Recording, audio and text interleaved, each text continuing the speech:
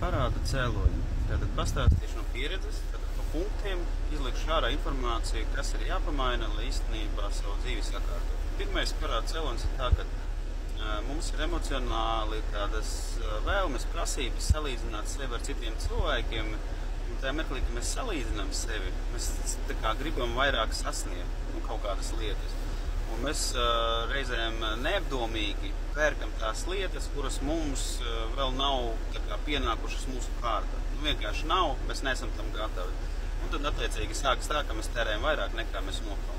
Tas ir viens. Otrais punkts ir tāds, ka mēs fokusējamies prātā uz parādiem.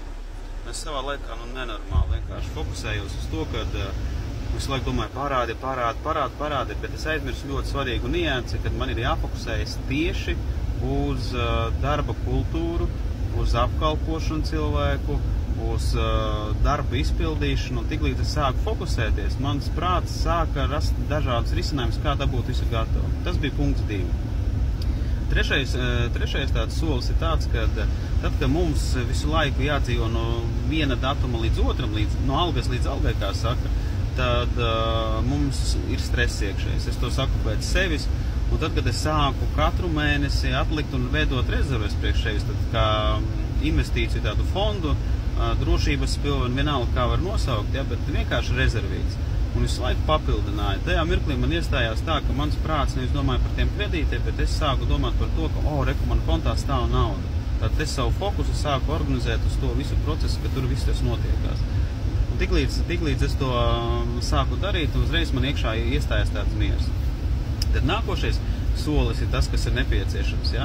Ir skaidri un tā priekš sevis jāuzraksta uz lapas tuvākās lietas, ko es gribu dzīvē realizēt. Reāli. Es vienkārši sarakstu, es gribu to. Tas man interesē. Tātad, kā man to visu sasniegt? Nākošais jautājums.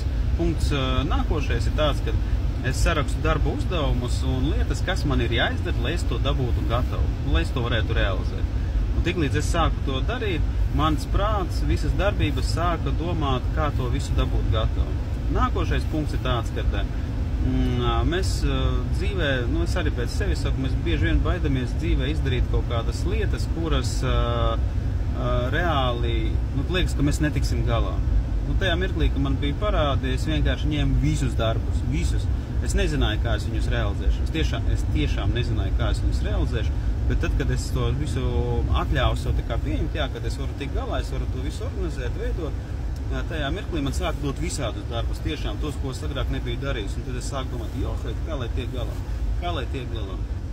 Pēc tam sāku zvanīt cilvēkiem, komunicēt, tikties, runāt, lai tos visus darbus dabūtu gatavus. Un tiklīdz es sāku to darīt, uzreiz tāda lielāka drosme, kad vēl lielāka projekta nāk, vēl lielāka. Nākošais solis, tas tāds neredzamās stāvoklis, ir tās iekšējās sajūtas, emocijas, kuras mēs pārdzīvojam no savas kaut kādas bērnības, no savām kaut kādām attiecībām. Tā, ka mums kaut kas dzīvē nav sanācis, jo ilgu laiku man bija tādas, diezgan liela pretestība. Vēlreiz sākt visu to no jauna, un tur bija kauns, tur bija tāda neapmierinātība par to, ka kā es esmu nonācis parādos. Tur parādījās ir augstprātība, visādas muļķības lien ārā tajā mirklī, ka mēs esam parādos. Ja. Un tiklīdz cilvēkam ir šīs sajūtas, ko viņš neatpazīst, no kurienes nākuši, viņš vēl dziļākos parādos. Tāpēc, ka viņš tā kā viens, es vienkārši saku, tāds viens gailis, baigais, uzpūtīgais, domā, ka viss tiks galā. Tā dzīvē nenotiekās, tāpēc ir mums jāveido tās sadarbības. Nākošais solis ir pateicības. Ļoti daudz pateicības par to, kas jau ir, par mantām, par veselību, par attiecībām, par finansēm, par projektiem, par klientiem, par visu. Kad mēs sākam to darīt, mēs tādu iekšēju mieru iegūstam. Reāli tas ir tāds iekšējs miers, ka īstenībā viss notiek labā virzienā, tas maina manu stāvokli, es varu to darīt to. Automātiski sāk parādīties. Pēc tam nākošais solis nosakt visus parādus, vienkārši visus parādus ar cilvēkiem, ar piegādātājiem, ar bankām, to, ko ir iespējams nosakt, kuru nenes naudu. Ja? Jo ir, pieņemsim, kredīti, kuri reāli nenes naudu. Un ir kredīti, kuri nes naudu. Tur ir savādāk nedaudz, tā ir cita tēma. Ja? Bet lielākoties tā ir sadarbība ar cilvēkiem, ka mums ir jādod.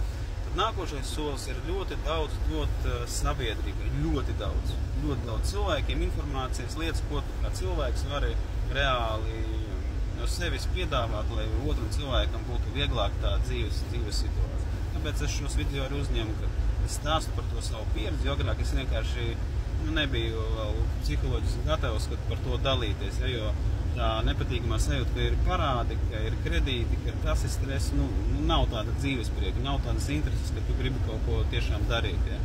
Tiklīdz tu to nosacīt, tur parādās cits kosmos. Ja.